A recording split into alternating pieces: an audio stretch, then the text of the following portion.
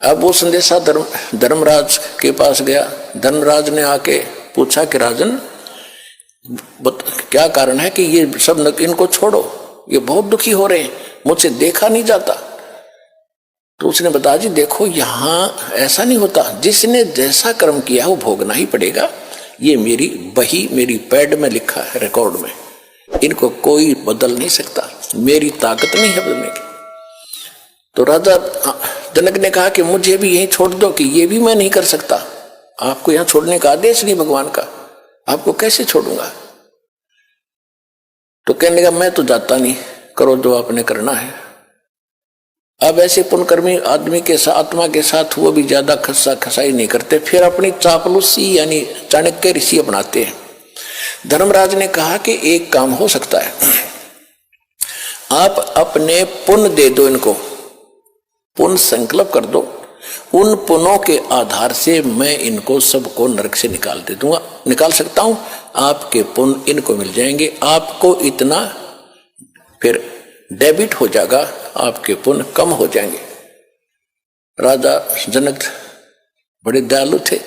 परमात्मा कहते हैं देखो दयालु होना जरूरी है, लेकिन अपने दयालुता में अपने पैर पर कुहाड़ी मारना कोई दयालुता नहीं है, वो तो मूर्खता है। राजा जनक ने कहा कि ठीक है, मैं इनको अपने आधे पुण्य देता हूं, जितने मैंने धर्म पुण्य किए, भक्ति भक्ति करी है।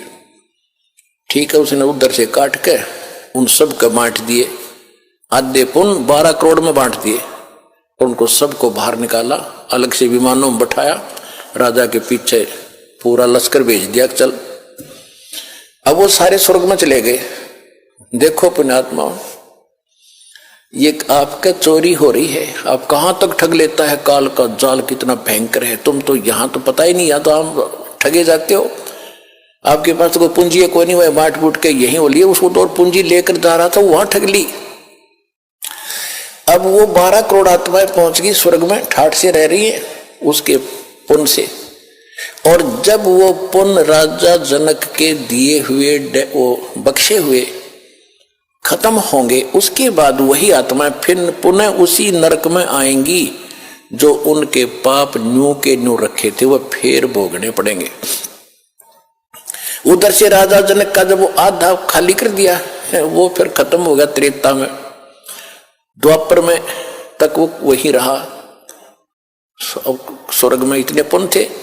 अब कलयुग में वही आत्मा राजा अम्बरीश की राजा जनक बने, फिर राजा जनक की आत्मा ये श्री नानक देव जी बने तलवंडी के अंदर।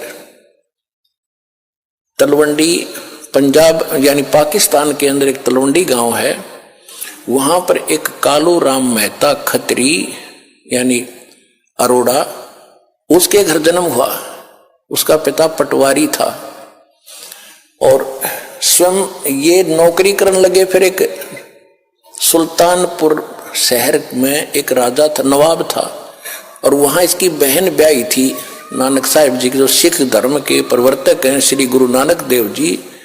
ये आदरणीय आत्मा कहाँ थी? अम्बरीश, सतयुग में राजा अम्बरीश, लाखों करोड़ों सेना इसके साथ, और हाँ जय जयकार होती। राजा जनक, लाखों सैनिक, लाखों नौकर इसके हाथ जोड़े खड़े रहते थे। और फिर वही अपने पुण्य से खत्म करके क्या बने? स्वयं सुल्तानपुर के नवाब के एक मोदी खाने में नौकर बने। अब परमात्मा याद दिलाते रहे, बड़ी आत्मा अब सुन ले इस विधान को जो हम बताने जाते हैं, चाहते हैं। जब तक हम कबीर परमात्मा की भक्ति नहीं करेंगे, मोक्ष नहीं हो सकता, चाहे कितना कुछ बन ले। अब नानक साहिब जी मोदी खाने में नौकरी करते थे। सुल्तानपुर शहर के पास एक नदी बहती थी, बेई नदी। वहां सुबह सुबह सभी उस शहर के लोग स्नान करने जाते थे। परमात्मा काशी में प्रकट थे उस समय, कबीर जी एक वहां पर मिले। जब नानक साहिब जी स्नान करने गए थे तो पहले दिन तो चर्चा हुई कि मैं कबीर हूँ, काशी में रहता हूँ, धानक का काम करता हूँ, मैं तो आपसे ज्ञान पूछने आया हूँ, मुझे ज्ञान बता दो, मुझे ज्ञान का पता नहीं है, आप तो महापुरुष हो, बड़े भक्त हो। गुरु नानक देव जी जो थे ये हिंदू थे, कालूराम मेहता के इनके घर जन्म था, और इन्होंने ब्रजलाल पांडे से गीता पाठ पढ़ा, गीता पढ़ा करते थे, उसका ज्ञान सुना करते थे।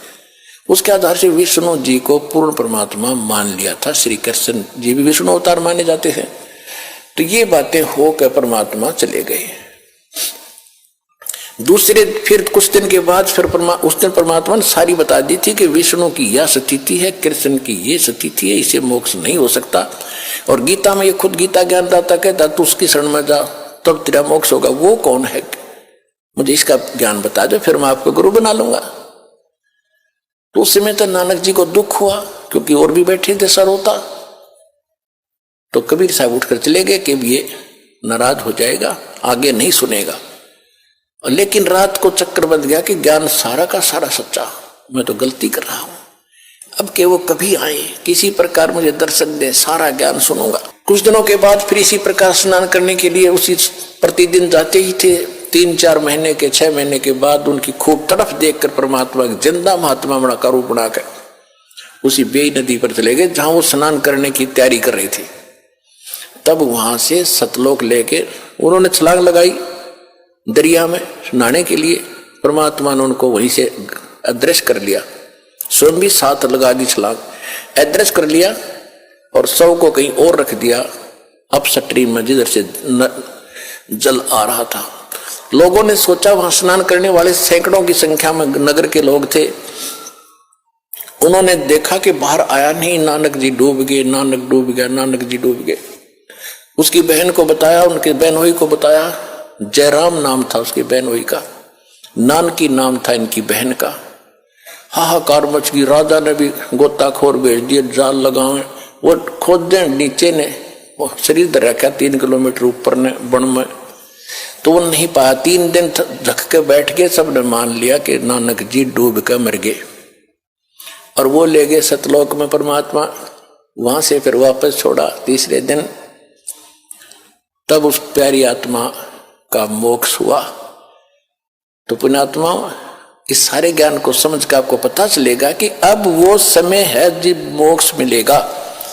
और जब तक हम कबीर साहब की शरण में नहीं आएंगे, इसको नहीं पहचानेंगे, मुक्ति नहीं हो सकती।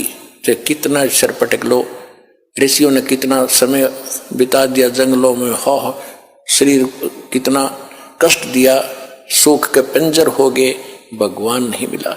फिर सिद्धियों से खेलने लगे, सिद्धि मिल गई हठ योग करने से, फिर इसमें ये अपने एक दूसरे को प्रभु पाक गए। ये सिद्धि तो एक आने की नहीं, हमने ये सिद्धि आपकी भक्ति में खूब आवेंगी। जो दास आपको मंत्र बता रहा, इनका प्रयोग नहीं करना, नहीं तुम्हें नाश का कारण बन जाएंगे। इन सिद्धि माने इस ताकत से हम सतलोक जाएंगे, नहीं तो यही पंचर हो जाएगा फिर ये।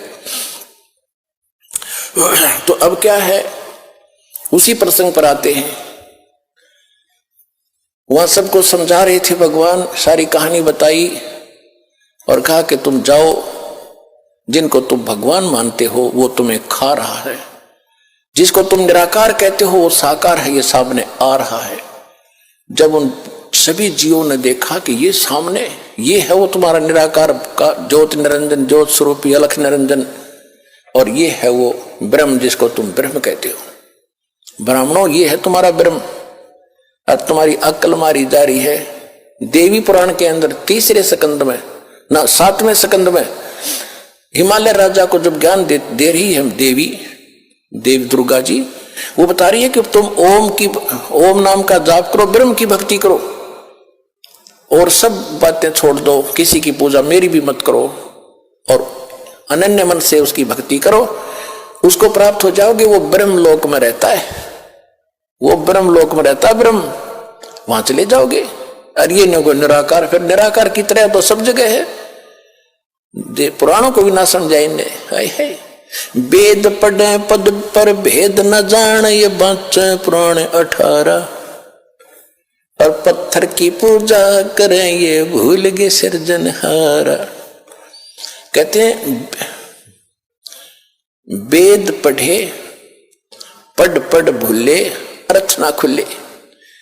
वेद पढ़े अर्थ ना, पढ़ पढ़ भूले, पढ़ तलिया लेकिन अर्थ ना खुले, इसलिए ब्राह्मण मोक्ष प्राप्ति नहीं कर सके। फिर क्या बताया, गुरु बिन वेद पढ़े जो प्राणी, समझुन सौर रहे अज्ञानी। गुरु बिन काहु न पाया ज्ञाना, जो थूथा बूछड़े मूड किसाना। अब जैसे सरसों का जोड़ा होता है भूस, या ये धान निकालते हैं उसकी प्राण भूस होता है, और कोई मूर्ख उस प्राण में ठाठा पटकन लग रहा हो और कोई इसको कहे क्या कर रहा है कि धान निकाल रहा हूं धान इसमें थोथे भूस में माथा मार रहा है। तो जब तक सतगुरु नहीं मिलेगा तो ये अन्य साधनाएं हैं, थोथा भूस कुटना, तो इससे कुछ लाभ नहीं होना, कितना प्रयत्न कर लो। वो तो धान गेहूं नो के नो धान हो, जब मारे क्या पटक पटक गरल गल पड़े, ढेर लाग जाए थोड़ी देर में। तो वो सतगुरु आज ये दास है उस परमात्मा का भेजा इस कलयुग में, ये याद रख लियो।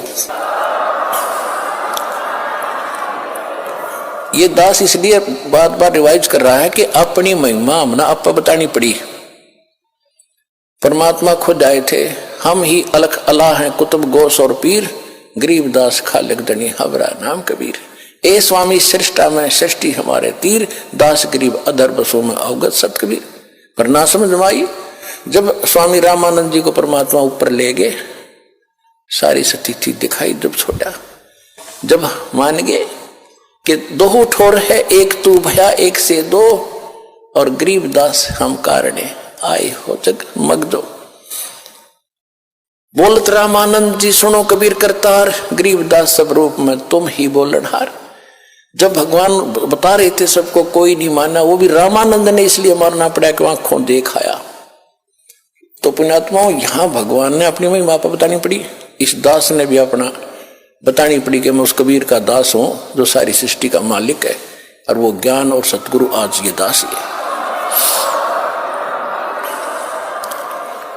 और जो सतलोक आसन भरवाला में आ जाएगा उसको यकीन भी पूरा हो जाएगा, फिर वो निडगमग हो सकता है। जो इंसान की, जब वो मोक्ष की या कुछ ज्ञान ग्रहण की इच्छा से आया होगा, जो आया होगा बकवादों की, तो वो तो बता ही दिया आपको। कहते हैं कोट वर्ष करो संगत संतों की, पत्थर का जल में क्या भीजे, चंदन बन में रंग ला दे एक बांस बिटम्बी ना सीजे। कहते हैं जैसे पत्थर को तो 20 फुट जल में डाल दो, 2 टुकड़े, और बाहर निकालो 10 वर्ष बाद, चाहे 6 घंटे बाद, और फिर उसको एक दूसरे से लगा दो, उसमें जो के तो गुण है, गुणों में परिवर्तन नहीं हुआ, चिंगारियां निकल रही है उससे।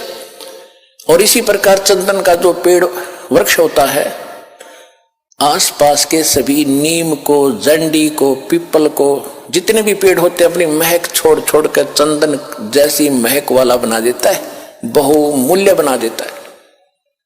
लेकिन एक बांस होता, बांस जिसकी ये लाठी बने मच्छरदानी बने, इसका असर नहीं होता, चाहे उस चंदन के वृक्ष के साथ में उग जा, उसमें वो ग्रहण करने का गुण ही नहीं है।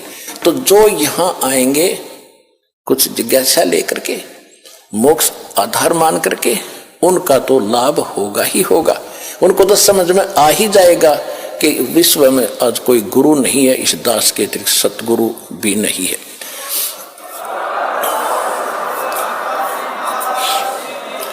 और जो आए होंगे उस पत्थर जैसे, बांस जैसे व्यक्ति हैं, उनका असर होना ही नहीं।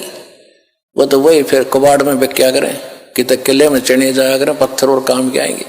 तो इस प्रकार के जो व्यक्ति हैं जिनको इतना ज्ञान, इतना प्रमाण देखकर भी असर नहीं हो रहा कि ये सचमुच कोई बात अलग है, तो वो बताया है कि कोट वर्ष करो संगत संतन की, जैसे पत्थर का जल में क्या भीग गए, और चंदन बन में रंग ला दे एक बांस विटम्बी ना सींचे। तो इसी प्रकार परमात्मा ने बताया कि देखो ये आ रहा तुम्हारा भगवान, और तुम वेद पढ़ो और गीता पढ़ो और पुराणों को सत्य मानते हो। और पुराणों में ये लिखा है, वेद में कहीं लिखा है श्री देवी पुराण के अंदर 5वें स्कंद में 414 पृष्ठ पे ये लिखा वेद व्यास जी ने कि सतयुग के ब्राह्मण वेद के पूर्ण विद्वान होते थे और दुर्गा की पूजा करते थे। खाक विद्वान थे वह। वेद गीता वेदों का सरल रूप समझ लो, ये तो आप आम जानते हो, आम हिंदू समझ सकता, उसमें सरलार्थ भी है। कहीं है गीता में भी दुर्गा की पूजा का प्रावधान? नहीं। उसमें मंत्र गिन के 3 दे रखे हैं। मेरा तो मंत्र है ब्रह्म हूं मैं, श्री कृष्ण में बोल रहा है। और एक पूर्ण परमात्मा जिसे पूर्ण मोक्ष होगा, उसकी भक्ति करने से दोबारा जन्म नहीं होगा। मेरी भक्ति करेगा तो मेरा भी जन्म तेरा भी जन्म सदा रहेगा, परम शांति नहीं हो सकती। वही वेद बताते हैं। वेदों का जो का तो सारांश है, ये छोटा सूक्ष्म रूप है कई वेद इस गीता में दुर्गा की पूजा। वेद सतयुग के ब्राह्मण वेद के पूर्ण विद्वान होते थे और वो दुर्गा की पूजा करते थे। गांव गांव में मंदिर बनवाना उनका उद्देश्य था।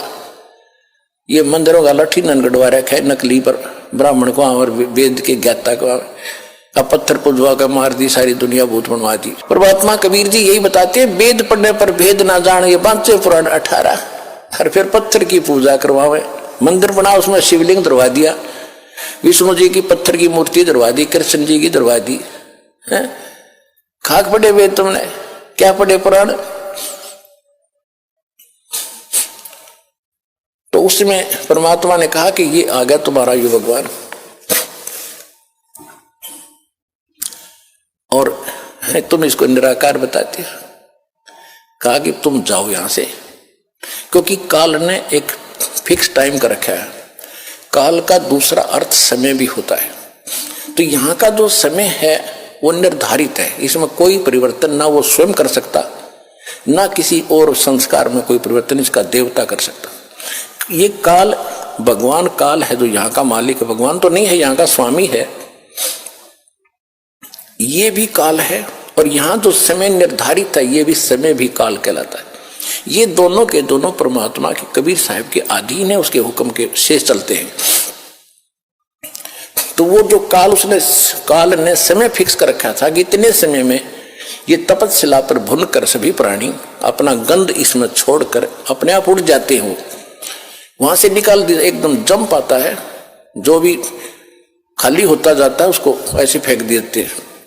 तो एक दिन में सारे पहुंच जाते हैं। फिर वो धर्मराज के पास लाइन लग जाती है। वहां जाकर फिर उनको संस्कार वश अलग अलग, जहां जिसका जैसा, कोई स्वर्ग में जाओ, चाहे गधा बनो, चाहे कुत्ता बनो, चाहे राजा बनो, जाओ। वो क्रम फिर शुरू हो गया। तो वो जब तक नहीं, वो चला था इसलिए कि उस समय पूरा हो गया, वो जा चुके होंगे। परमात्मा ने कहा कि वो देखो दूर से आ रहा है और तुम उसको देखो, वो है तुम्हारा भगवान, अब तुम जाओ। तब परमात्मा ने उनको वहां से भेजा। फिर वो काल ने निकट आकर देखा कि ये आदमी कौन खड़ा है, मेरे इस स्थान पर तो कोई आ ही नहीं सकता। 21वां ब्रह्मांड जो दास ने आपको बता रखा है, 21वें ब्रह्मांड में भी एक ऐसा गुप्त स्थान है जहां तपस्या है। आप सृष्टि रचना के अंदर वो मैप देखोगे, चित्र देखोगे, उनमें समझ आएगी। जो हमें दास कई बार सत्संग में भी सुनाता है, पुस्तकों में बच्चों ने भक्तों ने लिखा हुआ है उसको। तो वहां कोई नहीं जा सकता उसके अतिरिक्त। तो वहां उसने देखा दूसरा आदमी कौन आ गया। फिर ध्यान से देखे तो जोगजीत खड़ा है। उसको ये मालूम था कि जोगजीत भाई मेरा पिता का पूरा आज्ञाकारी है, पूरा कृपा पात्र है। पिता माने सतपुरुष कबीर साहब का। और ये वैसे नहीं आया होगा, या तो कोई संदेशा लेकर आया है, मुझे कोई और सजा सुनाओगे, मेरे से कोई गलती तो रोज कर रही हो, या बकवाद देकर रखी इसने। फिर भी हिम्मत सी करके पूछा और कहा कि क्योंकि जब इसको ने सतलोक में गलती की थी ज्योत निरंजन ने, काल ने, तो जोगजीत रूप में आकर ही परमात्मा ने उसको 21 ब्रह्मांड समेत और दुर्गा समेत, और दुर्गा के अंदर सभी आत्मा परमात्मा ने फिक्स कर फीड कर दी थी, भर दी थी, जिन्होंने इसके साथ आने की स्वीकृति दी थी। तो इसने वहां दुर्गा के साथ बद व्यवहार करना चाहा, इसकी बेइज्जती करनी चाहिए थी, या उसके मुंह में समा गई पेट में मुख्य माध्यम से। तब परमात्मा ने आके इस काल के पेट से निकाली और दोनों ही दंडित अपराधी हो ही रहे थे, हम भी, वो दुर्गा भी, काल भी। तो काल जो अपराधी बन गया कि उसने वहां गलत कर दी। ऐसे पवित्र स्थान में एक देवी लड़की के साथ बदव्यवहार करे, फिर उसको वहां से 21 ब्रह्मांड समेत भेज दिया, निकल जाए उसे। उस समय इसने हाथ जोड़े जोगजीत रूप में कि माफ कर दे, मेरे से गलती होगी और मुझे यहीं रख लो, पिताजी से प्रार्थना कर दो। तो बोला भी प्रार्थना मैंने कर ली, आप जाइए यहां से। जबरदस्ती 21 ब्रह्मांड समेत इसको यहां 16 शंख कोश की दूरी पर भेज दिया। एक कोश में 3 किलोमीटर होते हैं लगभग। 48 शंख, नील पद्म शंख, इतने किलोमीटर दूर ये 21 ब्रह्मांड आ गए। उसके बाद इसने अपनी मनमानी शुरू कर दी कि मेरा कौन के बिगाड़ेगा। तो जब वो जोगजीत रूप में परमात्मा इसके लोक में आ गए तो इसने वो प्रतिशोध लेना चाहा जो उसने वहां से निकाला था जोगजीत रूप में। और उस समय भगवान जोगजीत रूप में खड़े थे। तो काल ने कहा कि जोगजीत तू यहां क्यों आया, यहां क्यों आया, और पुरुष वचन हो तो मुझे सुनाओ। तुम यहां क्यों आयो और कोई पुरुष की आज्ञा है, परमात्मा का कोई वचन है मेरे लिए, आदेश संदेश है तो मुझे सुनाओ। और कहते हैं वहां से बाहर निकाला मोही, और जोग जीत ना छोड़ू तो ही। तो मेरे लोक में किस लिए आ गया, तेरी हिम्मत कैसे पड़गी मेरी आज्ञा बिना तू यहां आने का।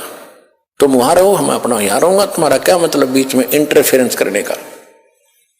जो वचन है वो बता जल्दी। डर गया वो कि कोई और संदेशा लेकर आया तो और सजा ना मिल जाए तुझे, कि बोल क्या आदेश है पिताजी का, मुझे पहले वो बता, फिर मैं तुझे खूब पिटूंगा, तेरे को ऐसी पिटाई करूंगा तू याद रखेगा। तो जोगजीत रूप में भगवान ने कहा कि सुन ले परमेश्वर का, पिताजी का आदेश, तूने उसकी आत्माओं के, ये तेरे भाई बहन हैं जो तेरे साथ आ गए। अरे नालायक, इनने तो तेरे ऊपर विश्वास किया, तूने इनके साथ विश्वासघात किया, इनको कंगाल कर दिया। इसने क्या जुल्म कर रखा अपने साथ, इसने ऊपर एक महास्वर्ग बना रखा ब्रह्मलोक में, और उस महास्वर्ग के अंदर इसने अलग से नकली लोक बना रखे, सतलोक, अलखलोक, अगमलोक, अकैलोक। जो ये राधा स्वामी वाले जो करते हैं ना, ये ढोल पीटे हैं, ये तो इस नकली लोक की भी इन पूरा ज्ञान को ना काल के लोक में झूठा बना रखा है। नो की नो नकल ऊपर की दुर्गा से करवा ली इसने। तो परमात्मा ने कहा कि तुमने इनकी क्या हालत कर रखी है। परमात्मा ने कहा कि तू, ये तेरे भाई बहन है सारे, और निकम्मे तेरे पर विश्वास करके आ गए तेरे साथ, तो ऐसा जुल्म। तो इसने क्या कर रखा है, वहां ठगता है आपको। आज आपको ये बताया जा रहा है कि आपको कैसे लूटा जा रहा है, कैसे आप ही भिखारी बन गए। पहले जब वहां से आए सतलोक से तो आप पुण्यों से भरपूर थे, आप एक बहुत साहूकार के बेटे थे। पहले राजा लोग जो होते थे उनकी बेटे और बेटियां जो धनी राजा होते थे, सोने के हार, सोने की जूतियां, सोने के, यहां तक जैसे अपना राजस्थान में देखे होंगे अभी तक पहनती माताएं चांदी के पहनते, वो सोने के होते थे। और कपड़े सुंदर, उनमें भी हीरे मोती जोहरा जड़े होते थे। और वो ऐसे हम वहां थे, भक्ति से परिपूर्ण सेठ थे, सारी सुविधाएं प्राप्त थी। अब हम आगे उन सारे आभूषणों समेत, यानी सारी भक्ति समेत इसका साथ भाग्य। जैसे एक अमीर सेठ की लड़की उन्हीं के एक नौकर के साथ भाग गई, हमारे साथ वो बनी हुई है। अब ये उस भागने से पहले उनके जो चल रहा था विचार विमर्श, उनका पता माँ बाप को लग गया। बेटी को समझाया, बेटा यो बालक और ये तो नौकर है, अरे तू कहाँ की किसकी बेटी है, कुछ आंख खोली, अच्छी बात नहीं, तुझे बहुत दुख हो जाएगा। माँ ने भी समझाया, बेटी बड़ा कैर टूट जाएगा, हम तो शादी कर नहीं सकते, तू इसके साथ जाएगी तो बहुत दुख पाएगी। समझा दिया, हाँ माँ को नहीं जाऊंगी, ऊपर से तैसे करगी और पीछे से सारा आभूषण लेकर भागी। अब वो तो शराबी को अभी बकवादी आदमी जाकर अपना रहने लगे कि जाए, वो जो सारा वो लेगी थी धन, पहले तो वो खर्च करवाया, शराब पीवे, उन्हें पीटे छेते, वह जान जो गिरी ना वापस।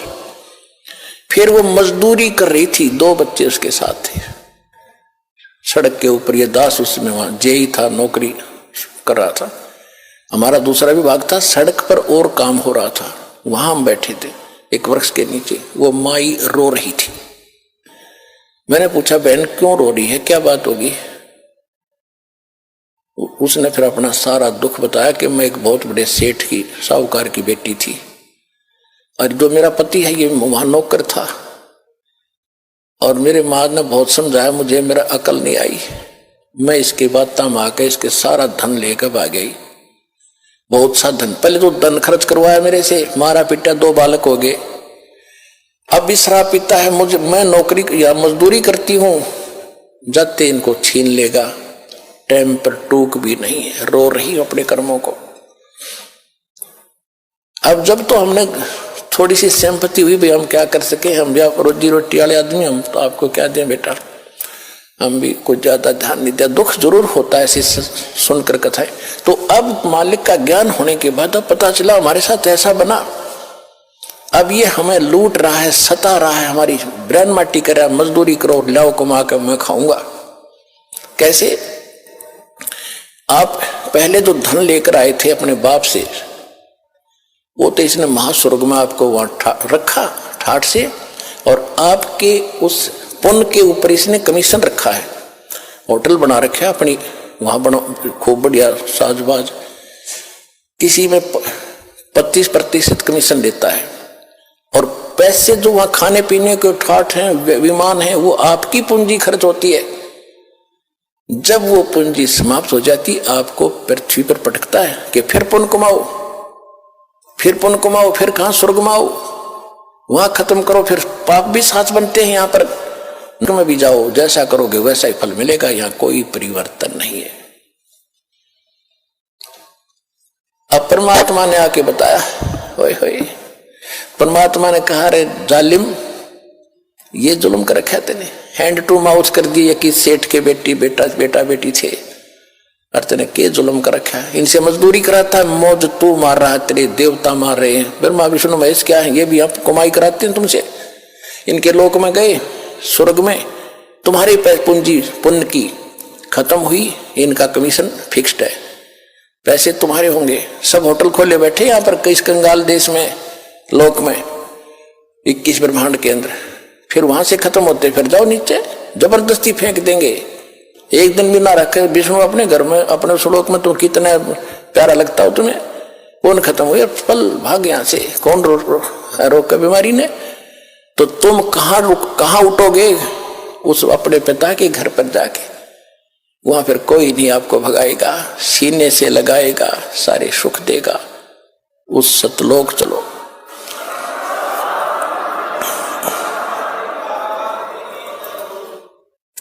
अब जो प्रसंग चला था कि आप जी ठगे जा रहे हो, आप पूर्व जन्म के जो कमाइयां थी, परमात्मा कैसी दया करते हैं। जैसे प्रत्येक युग में आते हैं, सन 1398, संवत 1455, और पूर्णमासी ज्येष्ठ मास की पूर्णमासी को भगवान ऐसे प्रकट हुए थे, कमल के फूल पर शिशु रूप धारण करके काशी बनारस में लहरतारा तालाब में। वहां से एक नीरू नीमा उनको उठाकर ले गए मुसलमान दुल्हा, निसंतान थे, वहां उनकी परवरिश हुई, और कुंवारी गाय से उनकी परवरिश, दूध से उनकी परवरिश की लीला होती है, लीला ऐसी हुई। ऋग्वेद मंडल नंबर 9 सूक्त 1 मंत्र 9 में यही प्रमाण है, और 8 और 9 में, 2 श्लोकों में, मंत्रों में। 8 में यह कहा कि परमात्मा 3 प्रकार का शरीर धारण करके आपकी केयर टेक करता है, आपको देखभाल करता है। इसी प्रकार ऋग्वेद मंडल नंबर 9 सूक्त 67 के मंत्र 26 में यही प्रमाण है कि ये परमात्मा आपका 3 प्रकार का शुद्ध शरीर है, उसी को धारण करके आप हमें संभालते रहते हो। तो वो बताया गया है कि वो परमात्मा 3 प्रकार की लीला करता है। एक रूप में तो सतलोक में बैठे हैं, जब वहां सिंहासन के ऊपर सिर पे मुकुट है, ऊपर एक छत्र है, बहुत बड़ा गुम्बद है, गोल गोल सुंदर, सेंटर में बैठे मालिक, सफेद, बहुत गजब का रोशनी है। और एक रोम माने बाल होता है, एक रोम बाल की इतनी शोभा है, इतनी चमक है जैसे करोड़ सूर्य करोड़ चंद्रमा मिला दे, और नर आकार है, मनुष्य दृश्य है। तो दूसरी सती थी, वो प्रत्येक युग में एक शिशु रूप धारण करके यहां आते हैं और सबको फिर धीरे धीरे वो प्रवेश करके बड़े होते हैं, फिर ज्ञान भी सुनाते हैं, अच्छे नागरिक की भूमिका करके भी सिखाते हैं, और ये भी रोल करते हैं कि इस गंदे लोक में घड़ा मत इकट्ठा करो, ये इकट्ठा करने के चक्कर में तुम जीवन नाश कर देते हो, आप विश्वास करो मेरे की तरह, जैसे मालिक ने करके दिखाया था, फिर मैं तुझे कितने सुख दूंगा। कबीर परमात्मा झोपड़ी में रहते थे, सुबह का आटा है तो शाम का शायद ना हो, और 18 लाख व्यक्तियों की चिट्ठी आ गई कि कबीर भंडारा करेगा झूठी।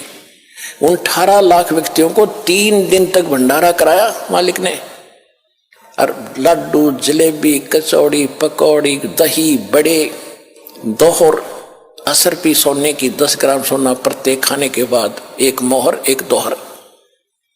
परमात्मा कहते हैं कल्पे कारण कौन है, कर पूजा निकाम, निष्काम भाव से भक्ति कर, जैसे मैं बता रहा हूं, और मन इच्छा फल दूंगा जब पड़े मेरे ते काम। अब तुम विश्वास करो मेरे पर, और मैं कहूं ऐसे करो, कोई भी आपत्ति तुम पर आओगी तुम्हें ऐसे करके दिखा दूंगा, दुनिया देखेगी। और आप जी अपनी चतुरता से कितना इकट्ठा कर लोगे, और उसमें पूरा ना पट्टा आपका, तो कहते हैं साईं इतना दीजियो जा में कुटुंब समावे, हम भी भूखे ना रहे अतिथि ना भूखा जावे। इतना मांगो भगवान से, ज्यादा मत मांगो। तुम और मांगते हो तो वो फिर अपनी पूंजी व्यर्थ करते हो। आप प्रसंग तो चला था कि जैसे ही आप यहां वचन के बच्चे बन गए हमारे, अब जिस तेरे आपके घर में बेटा जन्म लेता है या बेटी भी लेती है, उसके आने से पहले मां के सतन में दूध नहीं होता, बाहर आते दूध दिया जाता है। ये तो भगवान का रोल। अब आप अपना एक पिता का रोल समझो, मां का रोल समझो, क्या भूमिका करते हैं। बच्चों को तो पता ही नहीं, अबोध है, आके निकल गए मां के गर्भ से, पड़ गए, कोई उठाओ मरो, कोई संभालो ना संभालो, लेकिन माँ बाप के अंदर इतनी प्रेरणा, उसको नहाते हैं, धुआते हैं, सीने से लगाते हैं, गर्मी सर्दी के वस्त्रों की पहले तैयारी कर देते हैं। इसको किस चीज की आवश्यकता है मेरे बच्चे को मालूम नहीं मुझे क्या आवश्यकता है। बड़ा होकर बच्चा थोड़ी बहुत जिद कर लेता है, फिर भी माँ बाप को गलत चीज उसको नहीं दिलाएंगे, वही देंगे जो उसके हित में ही होगी। अब वो आपका पिता है, आज से आप उसके बच्चे बन गए। परमात्मा कहते हैं कुल खोए कुल होत है, कुल रखे कुल जाए, राम ने कुल कुल भेंट लो, सब कुल रहा समाए। कहते हैं परमात्मा कि यदि तुम इस खानदान के चक्कर में भक्ति को नहीं अपनाओगे, कबीर साहब कहते हैं कि कुल की करनी के कारण अंसा गया बिगो, और तब ये कुल के कर लेगा जब तू 4 पाया का हो।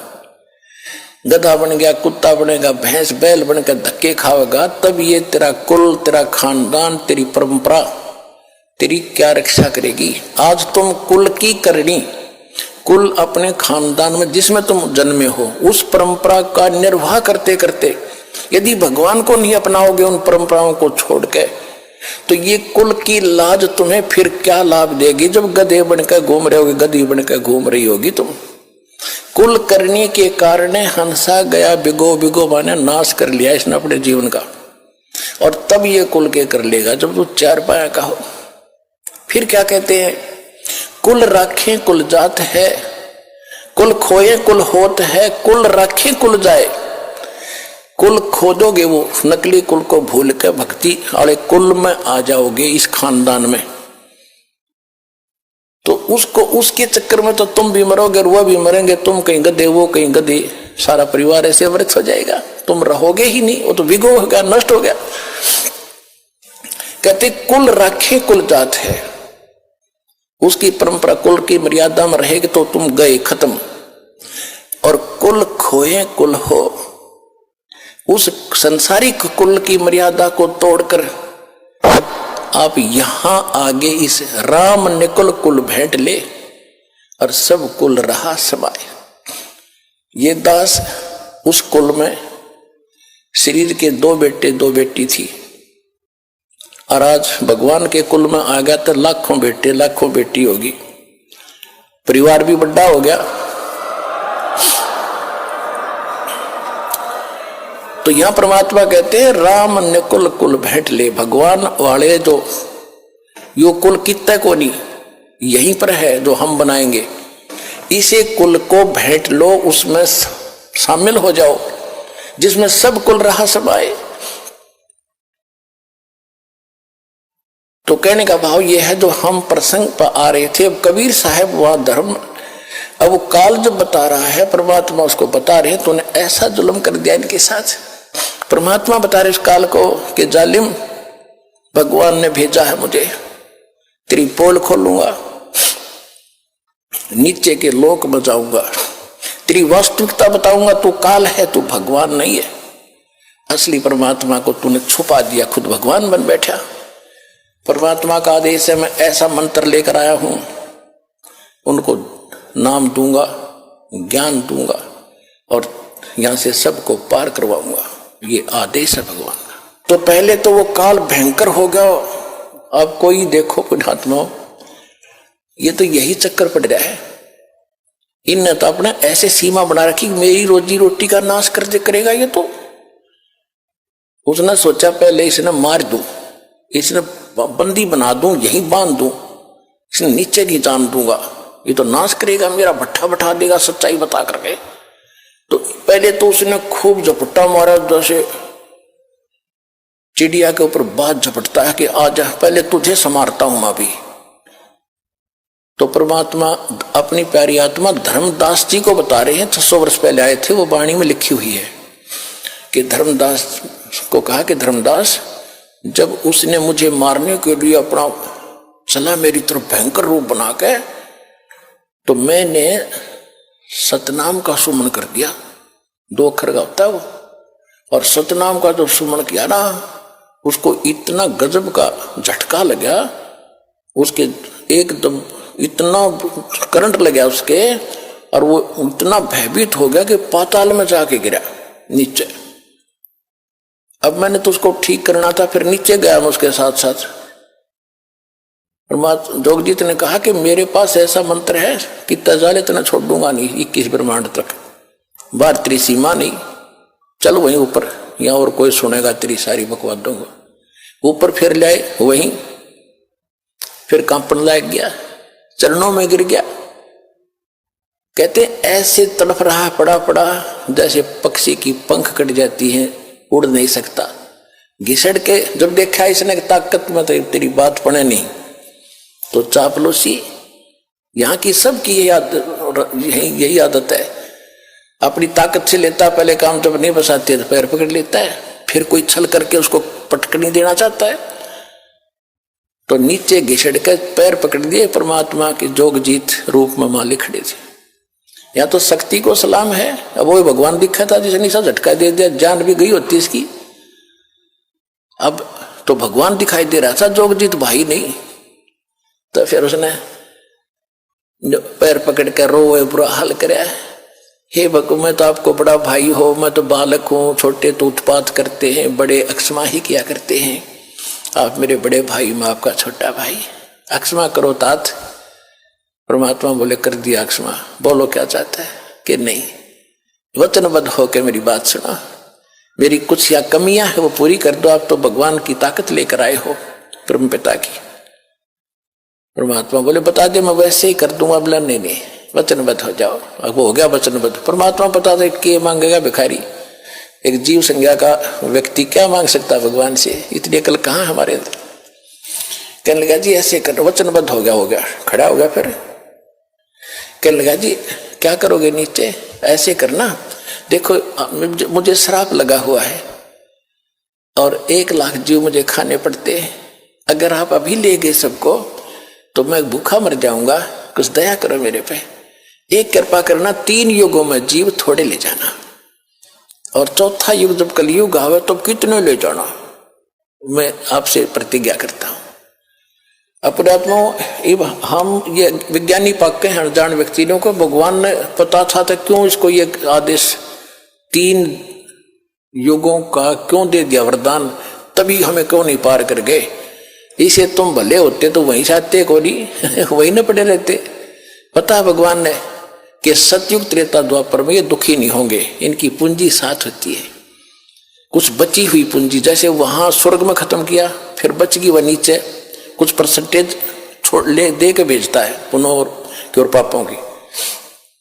तो सतयुग में वो जन्म होते हैं जिन्हें घने पुण्य होते हैं, त्रेता में उसे थोड़े से कम, फिर वो भी सुखी होते हैं। द्वापर में भी दुखी नहीं होते, फल फ्रूट भरे रहते हैं, वृक्षों जंगलों में लोग समय व्यतीत किया करते थे। अधिकतर मालिक को मालूम था कि त्रेता तक इनकी सारी बैटरी डाउन हो लेगी, और पहले सतयुग में ये पूजा करते थे ब्रह्म की, लाभ देता था कबीर भगवान इनकी पूर्व की पूंजी थे, ये उस पर फिट हो गए।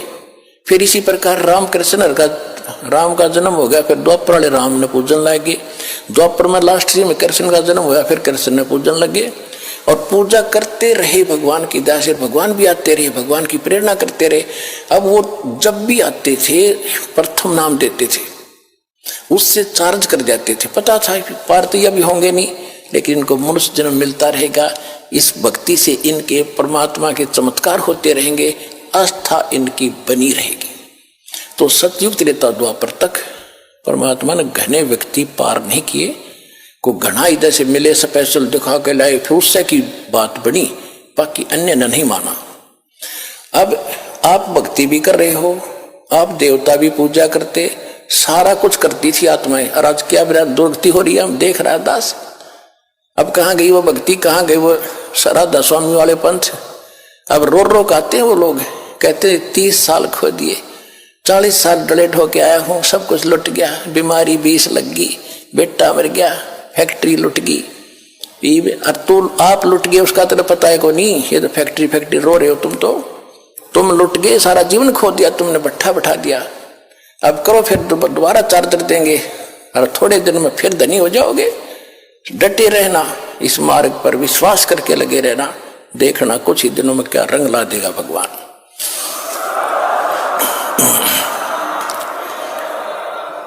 परमात्मा ने कहा चलो ठीक है, मान ली, जब तन वचनबद्ध करा लिया। फिर क्या कहा कि एक काम और करना। परमात्मा ने कहा, हाँ, फिर उसने कहा कि सतयुग त्रेता के अंदर मेरा अंश जाएगा, मेरा पुत्र विष्णु, उसके ऊपर एक आपत्ति, उसके संस्कार में लिखा हुआ होता, उसको ये नहीं टाल सकता। उसमें लिखा था कि वो उसकी पत्नी उठेगी जंगल से, वन से, और फिर पुल की आवश्यकता पड़ेगी, वो पुल बनवाना भगवान, आपकी ताकत पे वो पुल बनेगा नहीं उनसे, वो बालक है मेरे। परमात्मा बोले ठीक है। फिर द्वापर युग में उसने पता करा कि मेरा वो श्री कृष्ण जो है मेरा पुत्र जाएगा विष्णु, और वो फिर एक राजा इंद्र दमन राजा को दर्शन देकर समुद्र के किनारे एक मंदिर बनवाओगा जगन्नाथ मंदिर नाम से। उसको वो मंदिर पुल समुद्र नहीं बनने देगा उस मंदिर को, क्योंकि वो प्रतिशोध लेगा जब राम रूप में, रामचंद्र रूप में विष्णु जी ने समुद्र को बुरा भला कहा था। कैसे कहा था कि जब पुल बनाने की आवश्यकता पड़ी, सीता जी का पता लग गया कि रावण के 9 लखे भाग में है, मान नहीं रहा है, युद्ध के करके ही ली जा सकती है। युद्ध करने के लिए सेना पार करनी थी, पुल बनाना अनिवार्य था। 3 दिन तक श्री रामचंद्र जी इतिहास में, उनकी रामायण में, समुद्र में खड़ा रहा घुटनों पानी में और याचना करता रहा कि जल्दी, हे सागर राज, मुझ पर आपत्ति आई है, मुझे रास्ता दे दो, मुझे विधि बताओ, आपके अंदर से मैं पार हूं, कुछ ऐसा तरीका दे मुझे पार होने का, पार करो मुझे। तो समुद्र नहीं मानना, टस से मच नहीं हुआ। तो उसने कहा था लक्ष्मण मेरा अग्नि बाण निकाल, ये लातों के भूत बातों से नहीं मानती, ढीठ व्यक्ति है। राम ये ढीठ है ये देव, क्योंकि समुद्र जल अलग है, जल का देव अलग है, वो आप नहीं देख सकते, वो सूक्ष्म दृष्टि से दिखता है। तो उस राम ने कहा कि रावण के साथ रहकर इसमें अभिमान हो गया, ये भलाई नहीं चाहता किसी का, गरीब का मददगार नहीं रहा। पहले ऋषि लोग समुद्र पर चल पड़ते थे अब सिद्धि से, और राम द्वारा तो सिद्धि भी ना थी, लेकिन जब नो देखा ना कि तुझे फूकेगा, तब समुद्र सामने प्रकट हुआ था विपर रूप धारण करके वो देवता।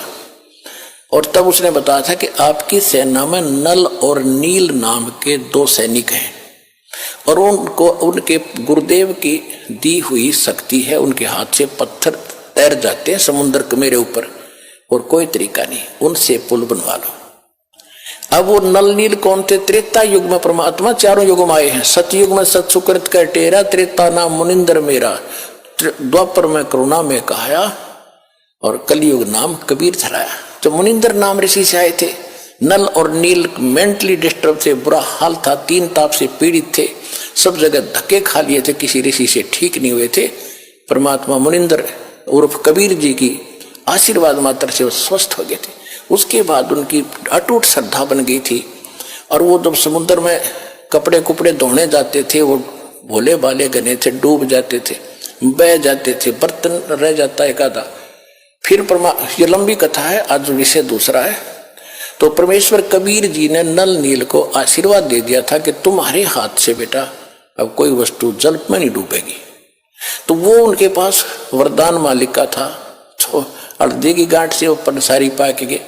नल नील ने उस दिन अपनी महिमा इतनी मान ली, गुरु जी भी भूल गए, याद नहीं किया परमात्मा को। और रामचंद्र के पूछने पर भी क्यों तुम्हारे पास वो ताकत है? कहां जी है। तो तब कहा दिखाओ, परीक्षण करो। वो पत्थर ठाकर रखे, दोनों डूब गए, दोनों आके फिर ठाक रखे, फिर डूब गए। जब समुद्र ने कहा कि तुमने अपना गुरु जी भूल गए, मूर्खो, याद करो गुरु भूलकर तुम कैसे सफल हो गए। तब उनको याद किया वो वचन जो उसने भराया था कि मेरा पुत्र जाएगा, पुल नहीं बनेगा बनवाना। मुनिंदर ऋषि वहां परमात्मा ऋषि रूप में प्रकट हुए, और तब कहा था कि जाओ ये पहाड़ जो है ना, ये 7 वाला पहाड़, इसके चारों तरफ मैंने एक रेखा खींच दी है सोटी से, इसके बीच के पत्थर उठाओ, सब हल्के हो गए। नल नील जो कारीगर भी थे, वो सिर्फ उनको छोल छाल के फंसावे थे, बाकी पत्थर हल्के करे थे कबीर भगवान। ये भी ध्यान से सुन लेना, ये तत्व ज्ञान है। पुण्यात्मा भी जो कथाएं तुम सुना करते आप जी, अब ये इनका एक सब सिर चढ़ेंगी। कथाएं सुन रखी थी, सिर पैर नहीं था इनका।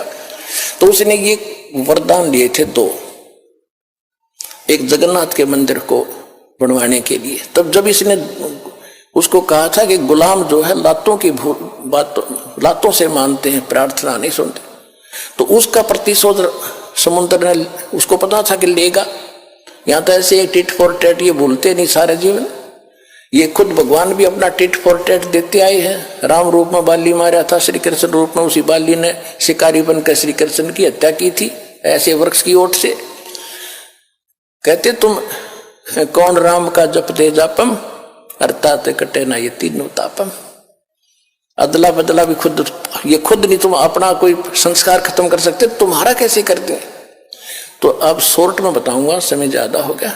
तो वापस फिर तब उसने ये 2 वर और मांगे थे।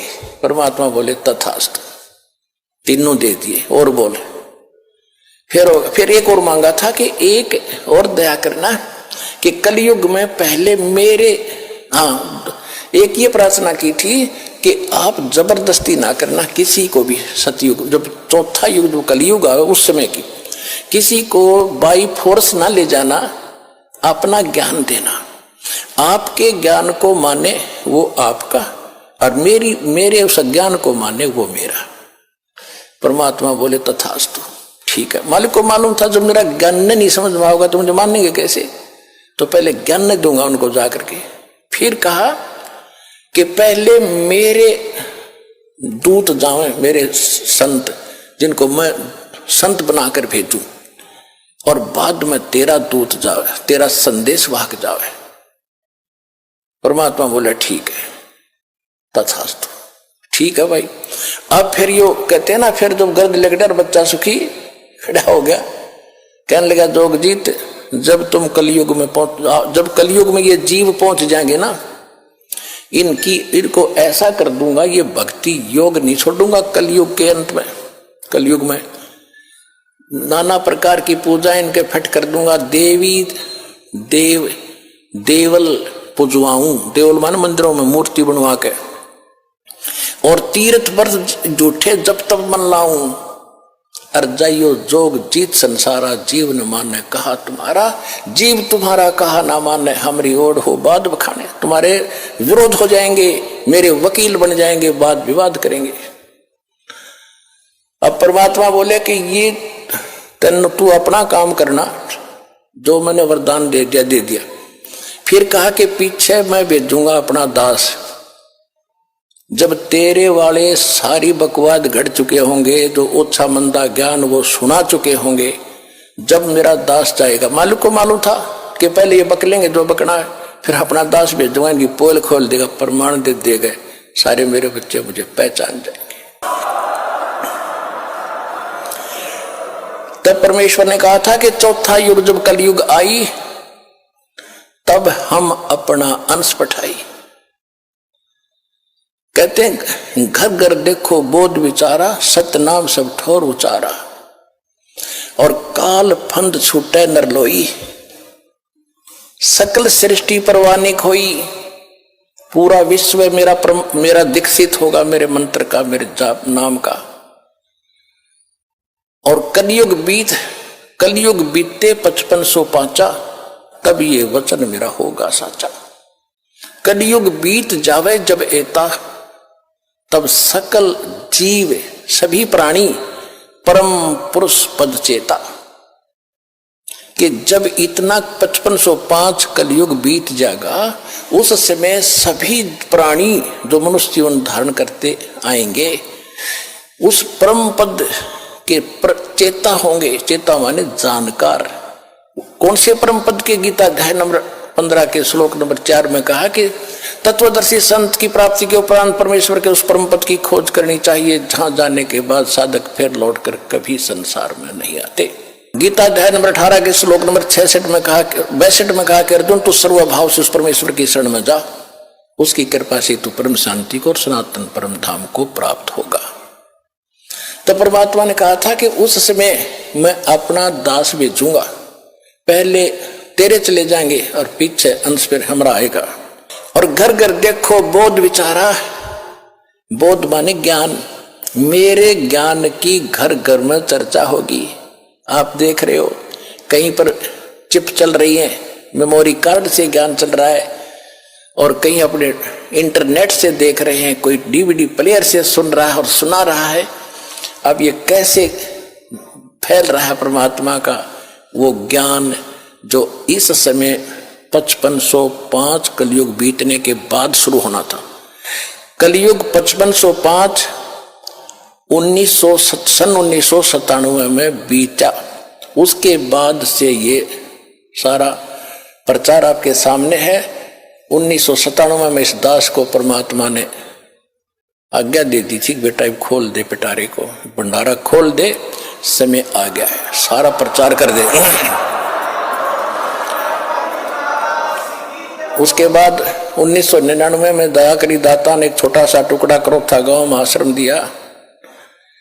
वहां फिर प्रोजेक्ट लगा लगा के भगवान के बच्चों को दिखाने लगे। पहले गांव गांव में विरोध हो गया हमारा, क्योंकि हम सच्चाई बताओ, नकली गांव गांव में ठग बैठे हुए विरोध करवा दे, जनता को भुका कर, झूठा है, कपटी है।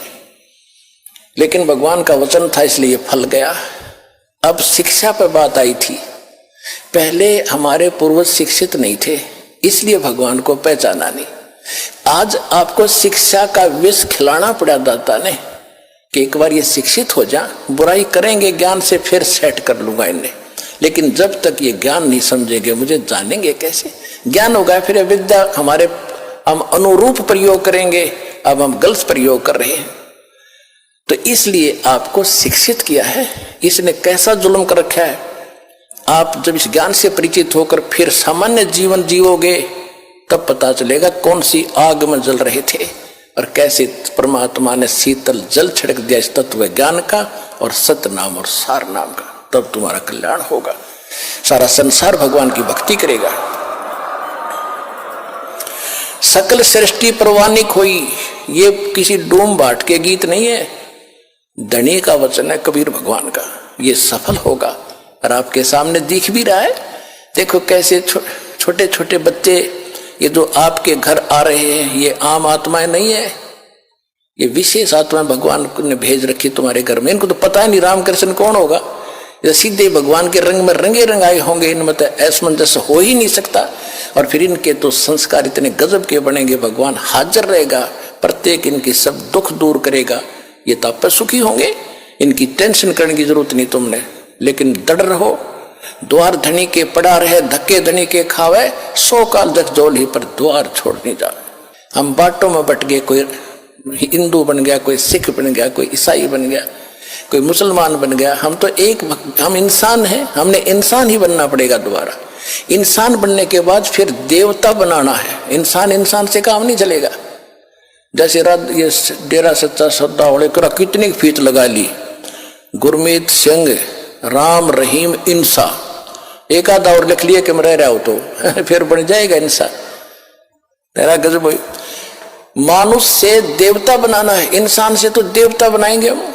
हो इंसान ने बना, इंसान तो भगवान बनाए रखे थे, बीच में विकार आ गए, वो विकार भी नहीं छूट रहे तुम्हारे। तो अब यहां देखो आकर के, ओए हाय। अब दास को पता चला कि जैसे तुम वहां गए थे चंडीगढ़, वहां के लोग पूछ रहे थे कि कहां से आई ये, कि हरियाणा से। हरियाणा के लोग बीड़ी नहीं पी रहे, हद है भाई। तो कितनी अच्छी छवि हुई हमारी। किसके शिष्य हैं? ये संत रामपाल के चेले हैं, कबीर भगवान के बच्चे हैं।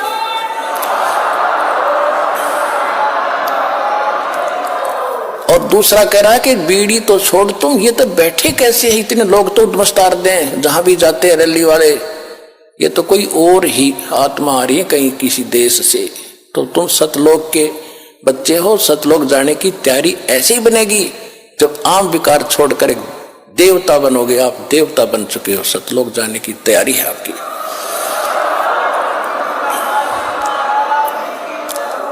तो पुण्यात्माओं, जो दास कहे उस पर विचार करना। और कहते हैं तन मन धन सब तेरा, और तेरा तुझको अर्पण क्या लग गया मेरा।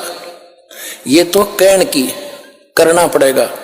अब कबीर साहब कहते हैं तन मन धन सब मेरा, और मेरा मुझको देगा जब कलजा पटेगा तेरा। तो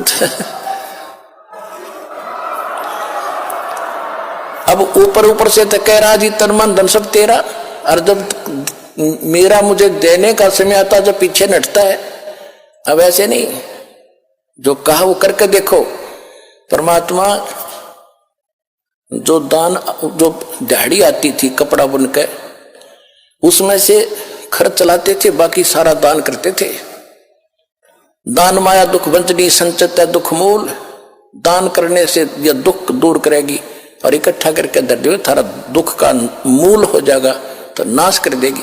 तो फिर परमात्मा ने जो दान किया वो ये दिखाया कि जब मुझे जरूरत पड़ी भगवान में साथ जाओगे। फिर वो तन मन धन सब तेरा कहने से नहीं, करके देखो। जब भगवान में सीर कर लोगे, उसमें भगवान का, उसके अंदर आप पार्टनरशिप हो जाएगी मालिक से। और फिर देखना 18 लाख व्यक्तियों को कैसे छका दिया, वो भगवान ते सीर कर लिया। तो ऐसे आप भी उस मालिक ते पार्टनरशिप करो, और वो होगी ऐसे। देते को हर देता है जहां तहां से आन, ना दिया फिर मांगते फिर यो साहिब सुने ना कान। दान कहते हैं चढ़ी चौंच भर लेगी नदी ने घट्यो नीर, और दान दिए धन घटे नहीं नु कह रहे साहिब कबीर। तो कुछ करना पड़ेगा उससे कुछ प्राप्त करने के लिए। खेत में पहले बीज बोता है किसान, एक एकड़ में 40 किलो गेहूं डाल कर आता, फिर गाड़ी भर कर लाता 75 मन 60 मन। ऐसे कुछ बोओगे तो बेटा तुम्हें मिलेगा। विधि दास ने दी बता, इसमें पीछे ना हटियो, कुछ आगे बढ़ा करते तभी सफलता होगी। बोलो सतगुरुदेव।